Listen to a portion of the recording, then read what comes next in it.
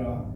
아멘. 오늘 날씨가 정의함이라서 힘이 많이 드시죠. 자, 일수록 힘을 내야 되겠습니다.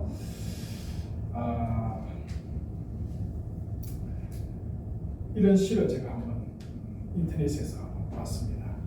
보세요. 깊은 산 속에서 길을 잃었다면 당황하지 말고 그 자리에 서라. 또 두 번째, 낮이라면 해의 행로를 보고 밤이라면 별자리를 살피라.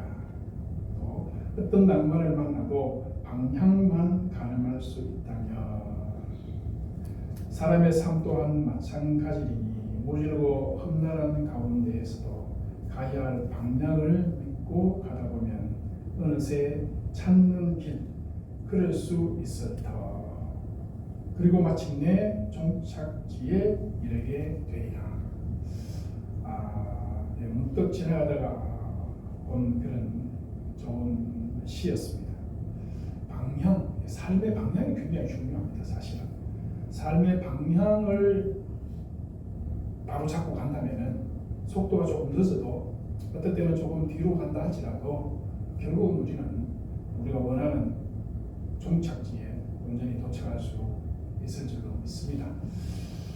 이스라엘 백성들이 여러분 갔던 삶의 방향은 어떤 방향이냐? 이스라엘 백성들이 가졌던 삶의 방향, 그들은 다시 하나님께로 돌아가는 방향이죠. 다시 하나님께로 돌아가는 방향. 오늘 말씀은 우리들에게 다시 하나님께로 돌아가는 길이 어디에 있느냐, 생명의 길이 어디에 있는가 하는 것을 보여주는 말씀이에요. 사무엘상 2장 35절에 보면은 내가 너를 위하여 충실한 제사장을 일으키니 그 사람은 내 마음 내 뜻대로 행할 것이라. 내가 그를 위하여 견고한 집을 세우리니 그가 나의 기름 부음 받은 자 앞에서 영구히 행하리라 하는 말씀이 있습니다. 내가 나를 위하여, 하나님께서 하나님 자신을 위해서 충실한 제사장을 하나 내가 분명히 세웁니다. 그리고 그가 영구히 행하실 것이다. 다시 말해서 이스라엘 백성들이 가는 방향은 구원을 향한 방향이죠. 구원을 향한 방향. 오늘 이 말씀을 바울 일행이 어디에서 전하고 있냐면은, 여러분 지난주에 북으로에 있는 바하보에서 말씀을 전했죠. 오늘은 이 녹색 화살표로 따라가 보면은 비시디아 지역의 안디옥이라는 곳입니다. 여기에서 유대인들에게 지금 말씀을 전하고 있어요. 안디옥에서 출발했는데 비시디아에 또 안디옥이라는 같은 지명이 있습니다. 여기에서 오늘 이 말씀을 전하고 있는데 이 말씀 가운데 굉장히 중요한 말씀이 있어요. 이스라엘을 구원하기 위해서 하나님은 하나님을 위해서 충실한 제사장을 세울 것이다. 그가 내 마음, 내 뜻을 이룰 것이다. 이렇게 말씀을 했는데, 사실 이스라엘 백성들은 하나님 따라가는 일에, 하나님 말씀 순종하는 일에 실패했어요. 불순종했습니다. 그래서 결과적으로 바벨론에게 멸망을 당하지요. 바벨론에게 멸망을 당한 이후에 페르시아의 지배를 받고 헬라의 지배를 받고 또 로마의 지배를 받고 도무지 이 피지배 민족의 삶을 벗어날 수가 없어요. 그러다 보니까 계속 되어지는 피지배 민족의 역사 가운데 이 사람들은 정말 메시아가 이제는 오셔야 되겠다. 이제는 메시아가 와서 우리를 구원해 줘야 되겠다. 사무엘상 2장 35절에서 말하는 바로 하나님의 충실한 제사장, 그거 와야 되겠다 라는 마음에 소원을 가지게 되었습니다. 그리고 결국은 그분이 오셨다라고 하는 것이 사도 바울이 오늘 이 비시디아 안디옥에 있는 사람들에게 지금 전하고자 하는 얘기예요. 이 예수님이 누구시냐 하면은 우리에게 생명의 길을 주시고 우리에게 구원의 길로 인도하시는 그분이시다 하는 것을 이 비시디아 안디옥 사람들에게 지금 이제 설득을 시켜야 돼요. 설득을 시키고 그분들이 예수님을 따라오도록 해야 되는데, 그래서 사도 바울은 먼저 예수님은 누구시냐? 예수님은 구약 약속을 성취하시기 위해서 오신 이스라엘의 구주시다라고 하는 것을 이 사람들에게 소개합니다. 그래서 하나님은 자신의 마음과 뜻을 이루기 위해서 자신들의 조상을 선택했다는 것. 그 다음에 애굽에서 종살이하고 있는 나그네로 있던 그들을 구출하셔가지고 가나안 땅으로 인도하셨다는 것. 광야에서 40년 동안 참으시고 가나안을 정복하게 하시고 450년 동안 사사를 세우시고, 그리고 또 사울 왕까지 세워주셨지만은 결국 이스라엘 백성들은 하나님 따라가는 일에 실패하고 말았죠. 결국 하나님은 사울을 패하셨어요. 그리고 다시 다윗을 왕으로 이제 세우셨고, 이 다윗에게 내 마음에 합한 사람이다, 내 마음에 맞는 사람이다, 내 뜻을 내가 다윗과 그 씨를 통해서 이루겠다, 이렇게 약속을 주셨죠. 그리고 마침내 그 다윗의 후손으로 이스라엘의 구원자 하나님의 뜻을 이루기 위해서 오신 분이 누구시다? 그분이 예수님이시다 하는 것을 이 비시리아 안디옥 사람들에게 지금 알려주고자 하는 것이죠. 주목할 점은 계속해서 자신들의 조상을 택하시고 종살이에서 구원해 주시고 광야 40년간 참으시고 가나안을 정복하시고 사사들을 세우시고 사울을 세웠다가 또 피하기도 하시고 궁극적으로 다윗을 세우시고 누가 하셨다는 거예요? 이 긴 문장의 주어가 딱 한 개 있는데 바로 하나님이에요.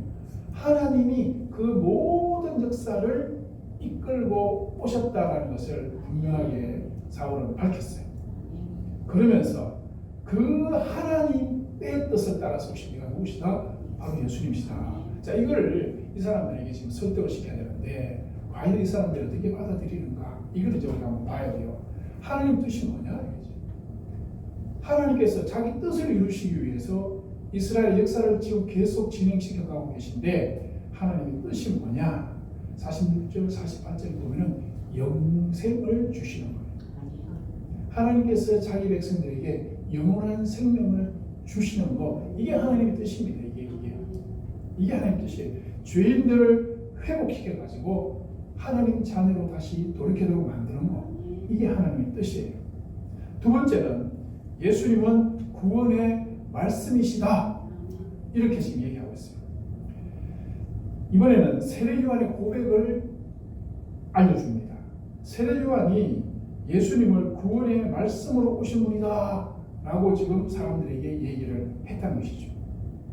구원의 말씀, 다시 말해서 구약에 예언되어진 그분이시다. 구약의 말씀 가운데 예언되어졌던 그분이 누구시다? 바로 예수님이시다라는 것을 세례 요한이 증명을 하고 증거를 했다는 것이죠. 예수님 당시에 이 세례 요한은 사람들이 선지자로 알고 있습니다. 세례 요한에게 세례를 받고 회개하고 하나님께 가까이 나아가려고 이분들은 굉장히 애를 썼죠.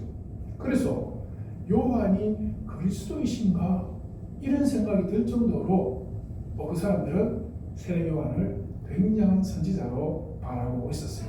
그 사람들이 당신이 그리스도요? 우리가 지금 그리스도를 기다리고 있는데 정말 당신이 그리스도냐 하니까 세례 요한이 뭐라 그랬습니까? 나는 그리스도가 아니다. 분명히 자기는 아니라고 하고 뇌 뒤에 오시는 이가 있는데 나는 그분의 발에 신발끈도 풀기를 감당치 나는 못하겠다.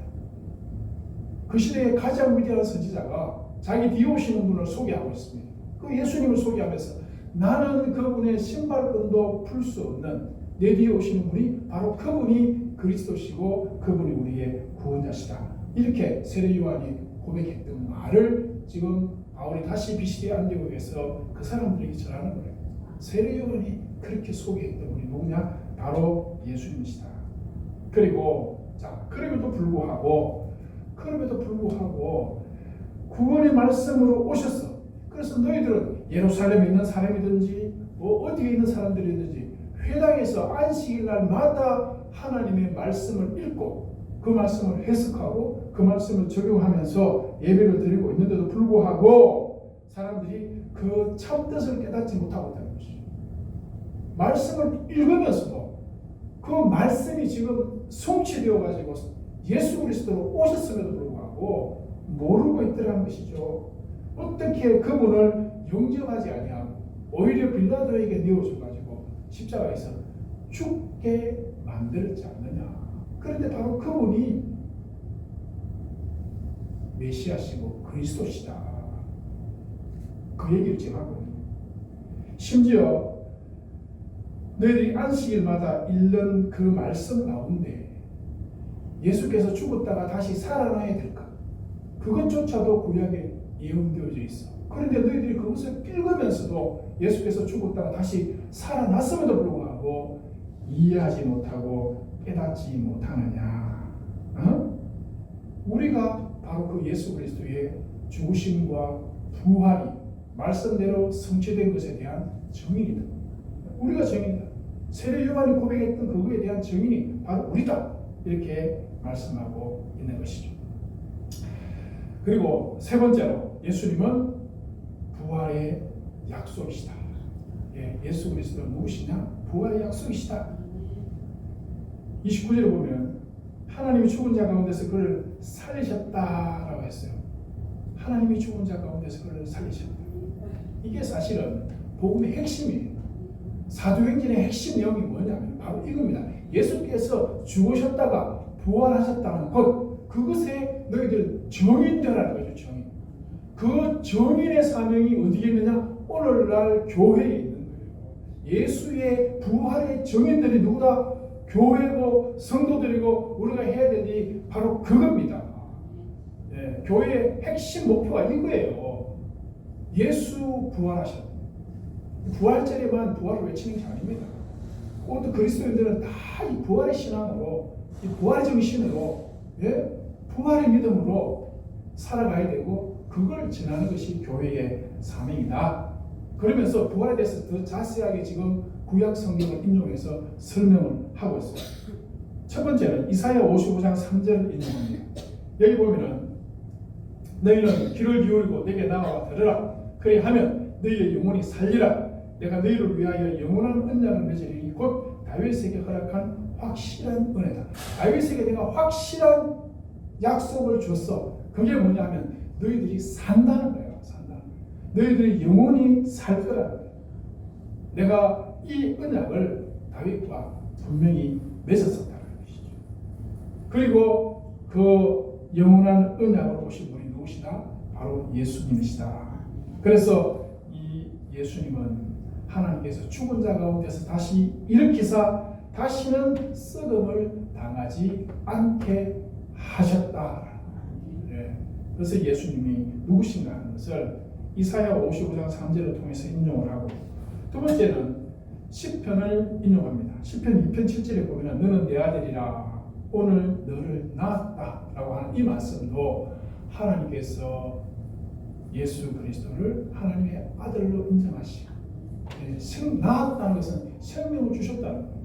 그래서 예수 그리스도가 부활의 바로 그분으로 생명을 가지고 계신 분이시다는 것을 우리에게 입증을 하는 것이고, 또 세 번째는 시편 16편 10절을 인용합니다. 시편 16편 10절을 보면은 여기에 주께서 내 영혼을 스홀에 버리지 아니하시며 주의 거룩한 자를 멸망시키지 않을 것이다 라는 말씀이 있어요. 주께서 내 영혼을 스홀에 버리지 아니하시며 주의 거룩한 자를 멸망시키지 않으실 것이다.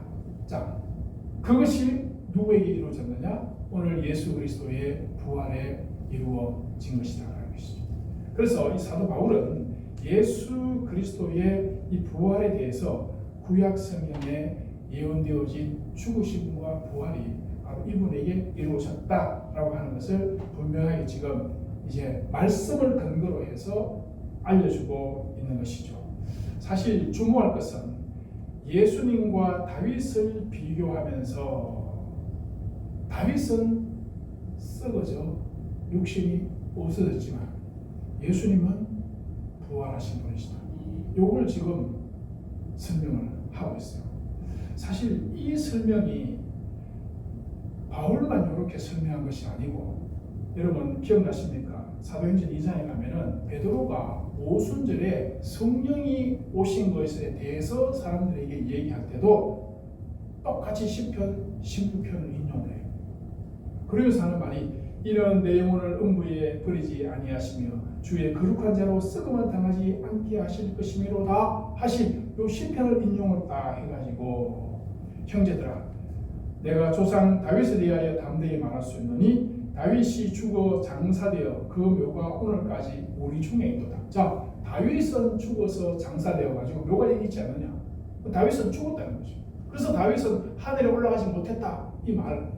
그 사람들이 오해해, 다윗은 구원받지 못했단 말이에요. 그 말이 아니고, 다윗은 예수님처럼 부활하지 못했다, 이런 의미죠. 그러나 예수 그리스도는 죽은 자 가운데서 썩음 당하지 아니하시고 부활해서 올라가신 분이시다. 그래서 다윗이 미리 본 거로, 다윗이 그 시대에, 다윗이 살아있을 때 미리 봤다는 거죠. 앞으로 그리스도께서 오셔서 그가 죽음을 당하지만은 그런 음부의 구름이 되지 아니하시고 육신이 썩음을 당하지 아니하시고 부활하실 것이다 라고 다윗이 그때 그 시절에 예언을 했었는데, 그것이 이 예수 그리스도를 통해서 성취된 거다.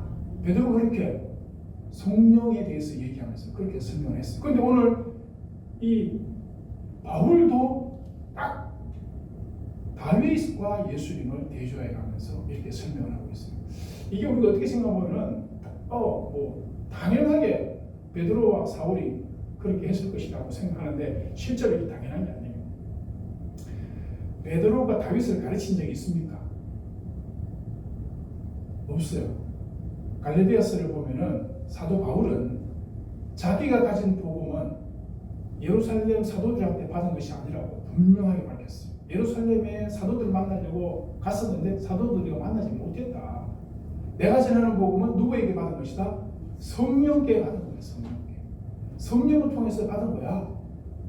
그런데 베드로가 전하는 복음도 오순절에 성령이 임함으로 베드로도 이 말씀을 전했고, 또 이 바울도 성령을 통해서 받은 거라는 것이죠. 자, 그러니까 예수 그리스도의 이 부활에 대해서는 그 주권을 누가 지금 가지고 계신다? 성령께서 예수의 부활을 가지고 계시고, 그 성령이 부활의 증인이시다 이 말이죠. 그 성령이 부활의 증인이시다. 그러면서 강하게 도전을 합니다. 뭐라고 도전하느냐? 너희들도 죄 사함을 받고 썩음 당하는 자가 되지 말라는 거예요. 알겠습니까? 지금 이 얘기를 왜 하겠어요? 예수 그리스도, 그분은 하나님의 뜻을 이루기 위해서 오신 분이시고, 그분은 구약에 예언되어진 약속을 이루신 분이시고, 그분은 약속대로, 말씀의 약속대로 죽었다가 다시 살아나신 분이시다.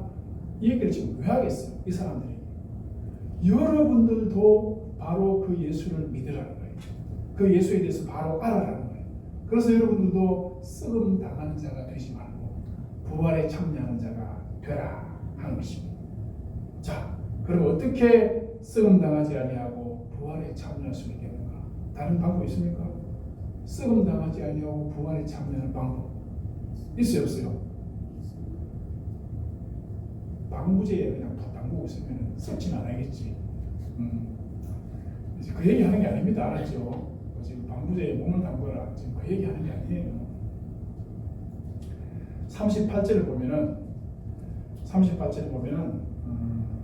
그러므로 형제들아 너희가 알 것은, 자 이거예요. 그러므로 형제들아 너희들이 지금 이걸 알아야 돼. 너희들이 이걸 알아야 된다. 이게 뭐냐면은 이 사람을 힘입어 죄사함을 너희들에게 지금 전하는 거야. 이 사람을 힘입어서 너희들에게 죄사함을 전하는 것이며, 이 사람을 힘입어서 이 사람을 믿는 자마다 의롭다함을 얻는다는 거, 내가 지금 그걸 여러분들에게 지금 전하고 싶은 거야. 사도 바울이 지금 이 얘기를 지금 하려는 거예요. 인류의 문제, 여러분 우리 인간의 문제가 뭐예요? 인간의 궁극적인 문제는 뭡니까? 잘 먹고 잘 사는 거, 웰빙, 웰다잉, 뭐 이거 그걸로만 끝날 것 같으면 어차피 다 죽을 건데 10년 더 살아봐야 20년 더 살아봐야 결국 가는 길은 뻔한데 빨리 죽는 게 낫지. 안 그래요? 고생 덜 하고 조금 더 살아봐야 표시도 안 납니다. 차라리 빨리 죽는. 그러나 우리가 이 땅에서 살아가면서 가장 해결해야 되는 가장 중요한 문제 한 가지를 해결해야 돼요. 그게 뭐냐면 하나님과의 관계를 이걸 바로 잡아야 됩니다. 우리는 본질적으로 하나님의 무슨 자식? 진노의 자식들이에요. 왜 그래요?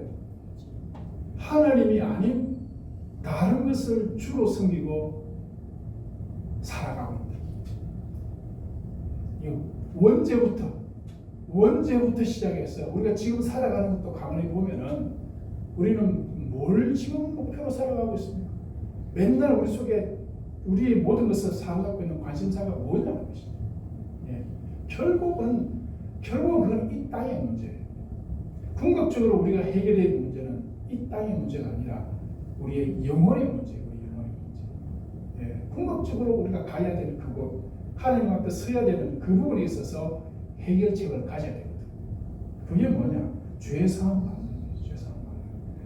하나님 앞에 불순종한 자들에게 주어진 것이 뭐냐면 죽음의 저주입니다.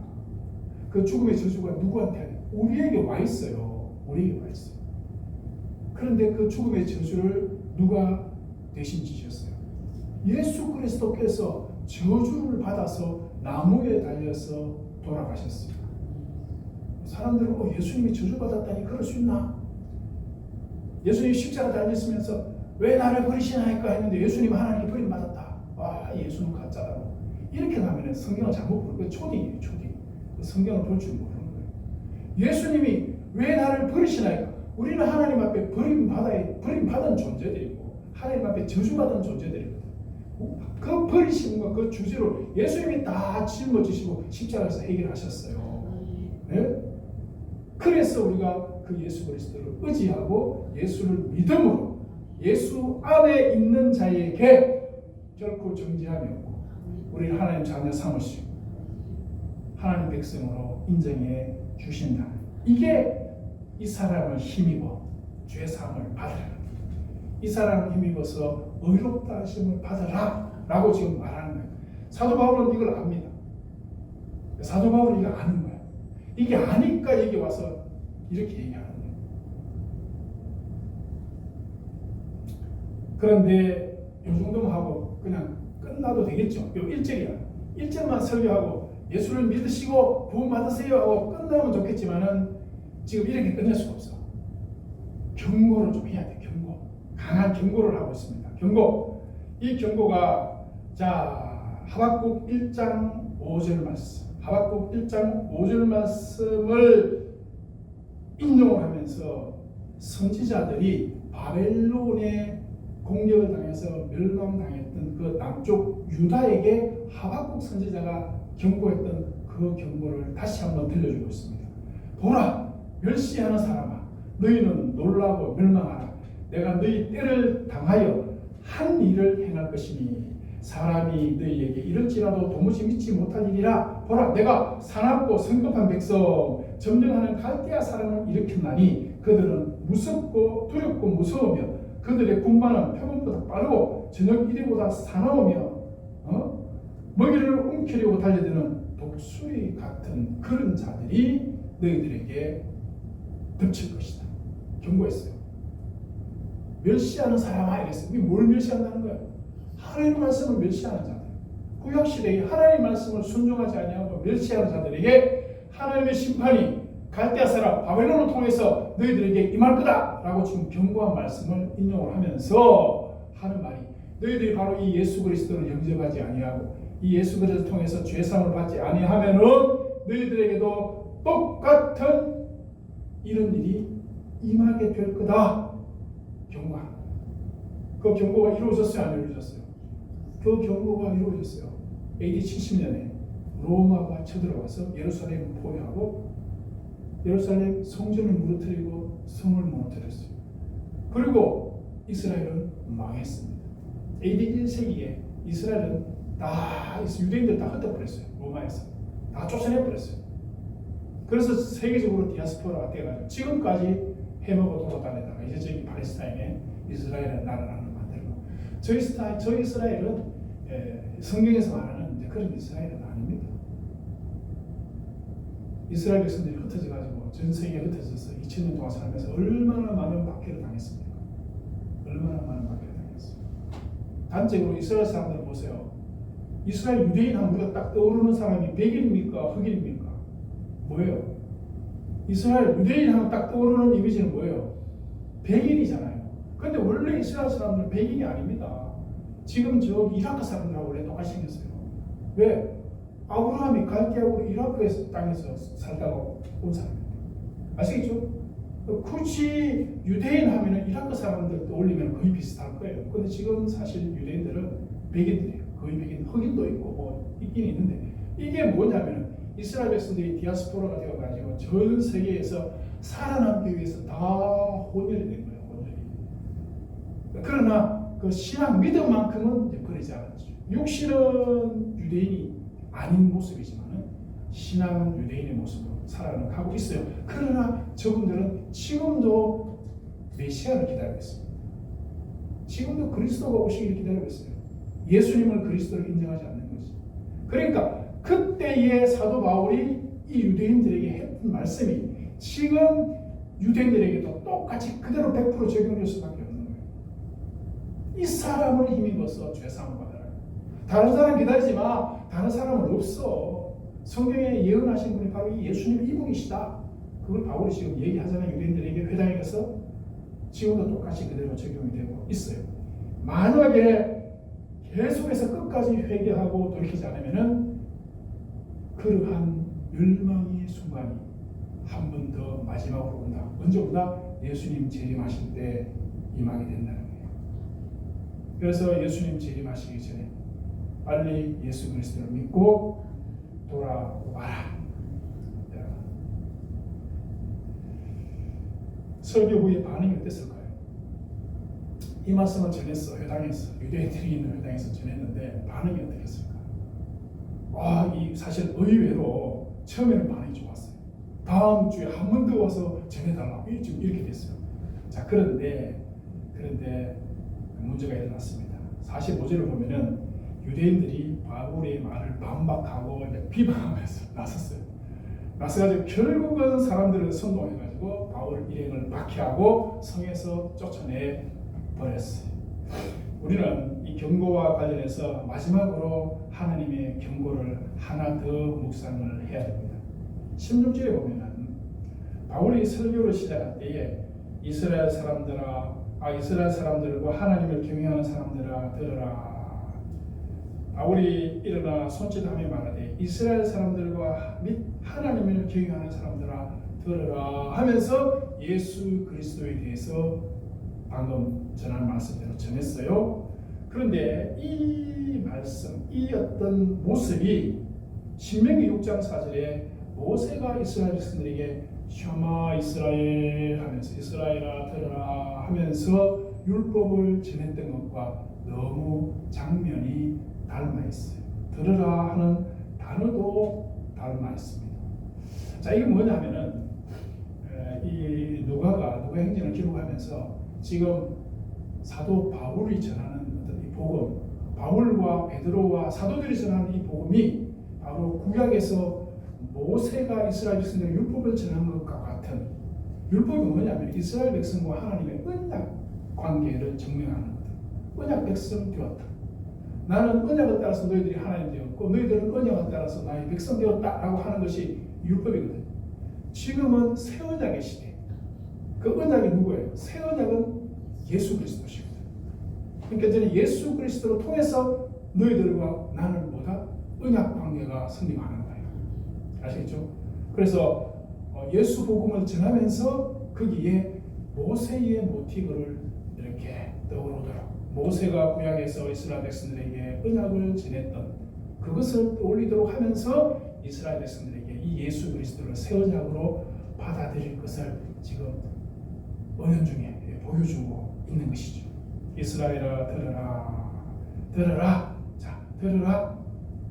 6장 3절에 이스라엘아 듣고 삼가 그것을 행하라. 그리하면 내가 복을 받고 내 조상들의 하나님 여호와께서 내게 허락하신 같이 젖과 꿀이 흐르는 땅에 들어가서 크게 번성할 것이다. 자, 반대로 그러나 위에 거는 신명기 6장 3절 말씀입니다. 밑에는 신명기 8장 19절. 네가 만일 내 하나님 여호와를 잊어버리고 다른 신을 따라 그들을 섬기며 그들에게 절하면 내가 너희에게 증거하는 너희가 반드시 뭐하다? 멸망할 것이다. 멸망할 것이다. 이게 구약에서 모세가 하나님의 율법을 전하면서 주신 축복과 저주의 예언이고 약속이에요. 하나님의 말씀을 듣고 행하면은 너희들이 땅에서 크게 번성하게 될 것이지만은 여호와를 잊어버리고 말씀을 듣지 않으면은 반드시 멸망하게 될 것이다. 알겠죠? 멸망하게 될 것이다. 자, 그런데 어떻게 됐습니까? 결과적으로 바울이 예수 그리스도의 복음에 대해서 전했는데 48절에 보면 이방인들은 듣고 기뻐하고 영생의 길로 간다. 그렇게 기록되어 있어요. 그런데 50절에 보면은 유대인들은 듣지 않고 오히려 바울을 쫓아냈어요. 자, 결국 이제 이방인들에게는 축복이 임할 것이고 유대인들에게는 듣지 않았기 때문에 언약의 저주가 임하게 된다라고 하는 것을 이제 바울이 알려주는데, 자, 결과적으로 보세요. 복음이 유대인들에게 가지 아니하고 누구에게 갔다? 이방인들에게로 가게 되었다. 그러면서 바울이 중요한 얘기를 해요. 복음이 너희들에게 먼저 가는 것이 순서이겠지만 너희들 지금 거부했잖아요. 너희들이 듣지 않았기 때문에 이 복음이 이방인들에게 먼저 가는 것이다 라고 하면서 이 본문 말씀이 이제 마무리가 되게 되는데, 사랑하는 여러분, 그렇습니다. 지금도 여전히 복음은 전해지고 있어요. 복음은 전해지고 있고 예수님 누구신가에 대해서 정말 참 피를 토하는 심정으로 많은 분들이 전하고 있는데 안 듣습니다. 안 들어요. 희한하게 안 들어요. 오히려 사탄은 방해합니다. 가로막죠. 방해하고 가로막는 것은 정말 사탄이 하는 일입니다. 정말 사탄은 하나님의 말씀 사람이 못 듣도록 방해하는 게 하거든요. 자, 그럼에도 불구하고 우리가 계속 전해야 되는 것은 그것이 생명을 살리는 말씀입니다. 복음을 받으면 분명히 삽니다. 영혼이 살아요. 살게 되어 있어요. 지난주에 예배에 나오셨던 환자 보호자분 한 분, 여러분 기억나시죠? 여기 앉아 계셨던 여자분이 계셨는데 그분이 그날 오후에 저한테 연락이 왔어요.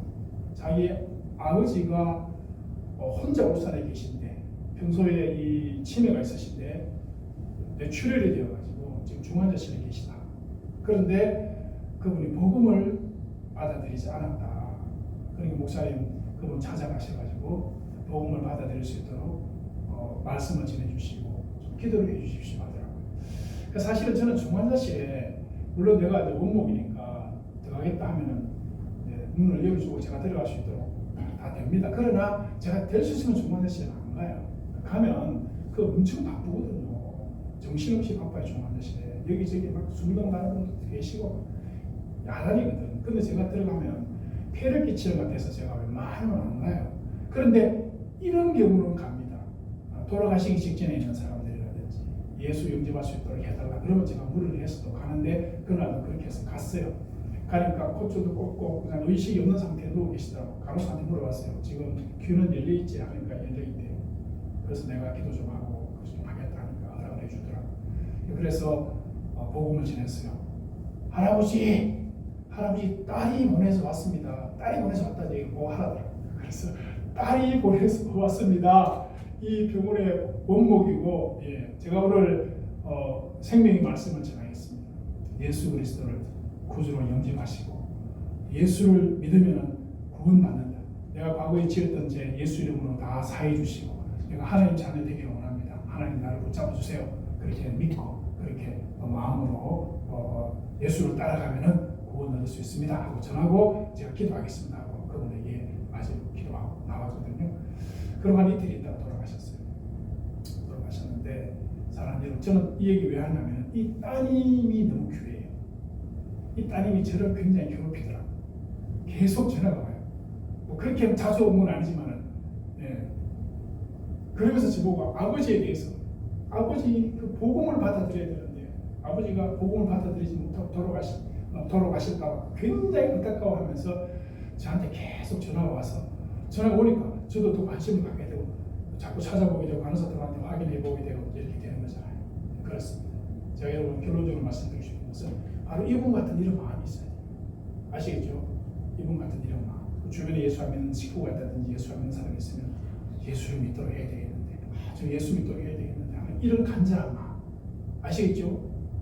은수 성도님 아시겠죠? 주변에 있는 사람들에게 복음 전해야 된다.